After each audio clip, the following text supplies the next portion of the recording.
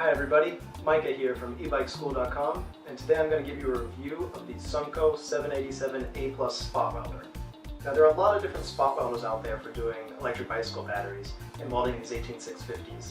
And all of these different Sunco type welders, they're very similar. The different models have slightly different features. This one is the 787A Plus, but these are they're really similar, so each one is going to work basically the same way. Let's check out this welder. Now, like I said, this is the Sunco 787A Plus. I've got a few of these different types of welders. I got the 788, the H, the 709. They're all really similar. This one, it's got a battery charger that I've never even used. I think it goes up to, it goes up to 15 volts. I don't use that. This is a welder. If I want to charge batteries, I use a battery charger.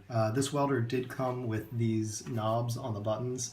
I'm sorry, on the knobs here. I really recommend that you take these off. They just slide off. They just get in the way when you're trying to hold a battery up here. It also came with here the battery charge leads. You get an Allen wrench to change these welding probes here. It also comes with some extra welding probes, some fuses, some nickel strip. The nickel strip it comes with is just really bad quality. It's not real nickel strip, it's nickel coated steel. It's good for just practicing your experimental welds in the beginning, but get some real nickel strip for when you're actually building your batteries. It also has this foot switch here. I never use the foot switch. The way I use it is these welding arms on the front here, they lift up independently. When you raise them together on whatever you're welding, they get to the top, they flip a switch on the inside, and that starts the double welding pulse. I found that's the best way to do it just because it puts a good even pressure on whatever you're welding. So you can change the current up here. I always keep it at 40 amps and do a double pulse, but you can play with this if you want. Here's the place to plug in the pedal. One little trick that I've done here is I've actually come around to the side here. I've bent these probes out, you can see. So they actually come out about almost a centimeter further than they originally came. And what that does is it just allows me to get more cells up here to weld. The way this comes, you can get about 2 cells in here, 2 cells deep on a battery. If you angle the battery while you're welding it, I'll show you that in a minute, you can get about 3 cells, but you can't do any more than that. By bending these probes forward, it doesn't affect the welding quality at all, and it allows me to just get 1 extra cell if I lean the pack. So I can get about 4 cells deep. So if the pack's no less than 8 cells wide, I can actually get to the middle of it if I'm trying to make a repair on a pack. So let's do some welds. I'll show you how this works. Now to demonstrate some welding, I've actually already started on this little 7S 2P battery here.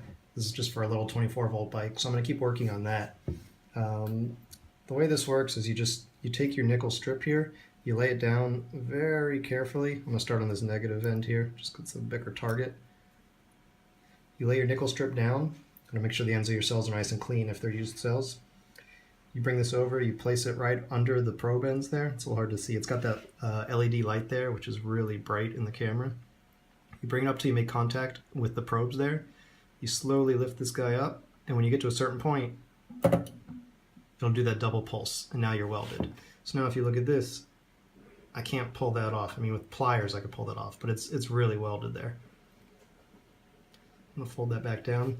I like to put 3 or 4 welds on each one, which is actually, because it's 2 points, it's actually 6 or 8 weld spots. So that's 8 welds there, you can see those guys. And it's just, they're really good, nice, strong welds. You want to try to keep your probes clean here. If you get any buildup on them, some carbon, just clean off with some steel wool or a file. And then you just come on to the next cells here. I'm going to put another 3 or 4 welds here.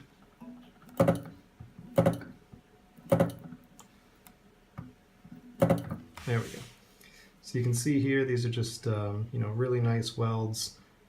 You can do multiple layers. This is just a parallel connection, but when I do series, I usually do a few layers. You can see on top I've done multiple layers, and I've done up to 5 or 6 layers if it's a really high current battery, and it welds through those really well. This is 0.15 millimeter nickel. I haven't tried anything thicker, but it works really well on 0.15. I wouldn't go too much thicker than that. I would just use separate layers to make sure you're getting a good weld. Thing is, when you're doing a weld on the positive ends, here I'll come back to the one I skipped here, you want to be very careful because these are much smaller, especially on these Panasonic 18650 PF cells. They've got really small button heads. So you want to be careful when you lay your nickel strip on here that you don't miss and short anything. So I'm going to lay that guy on there nice and straight. When you bring it up, you've just got a very small area on that head to aim for. You just want to get it right in the center there.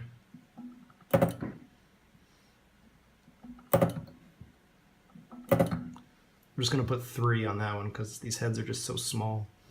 And the same thing here. You can see sometimes you get a little bit of a fireball there.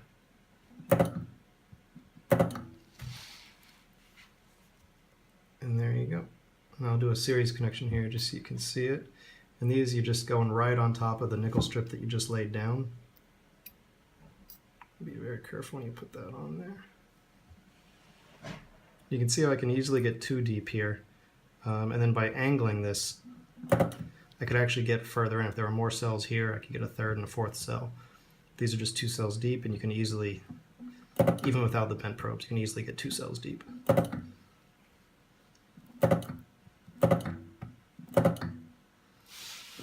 There we go.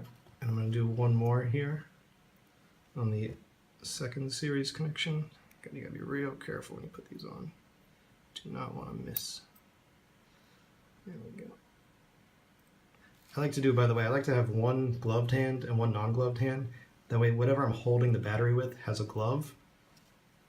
You can see this way, I'm not touching anything above and below, but if I need to, I can use my gloved hand, and that way I'm not going to cause any shorts. But by having one hand without a glove, it allows you to manipulate those nickel strips so much easier. They say you should really use 2 gloved hands, and I would probably recommend that as well. I just find that I lose some dexterity that way. So now you can see I've got another series connection here, and these are just really nice welds. I'm really happy with this welder. It doesn't cause me any big sparks, it doesn't cause me a problem with my circuit in my house. It pulls enough current to do the welds, but it doesn't pull too much that's blowing my circuit breakers. All in all, I really like it. I'll put a link in the description so you can see where I got it from. I got it on AliExpress, but you can get it lots of different places. And yeah, best of luck.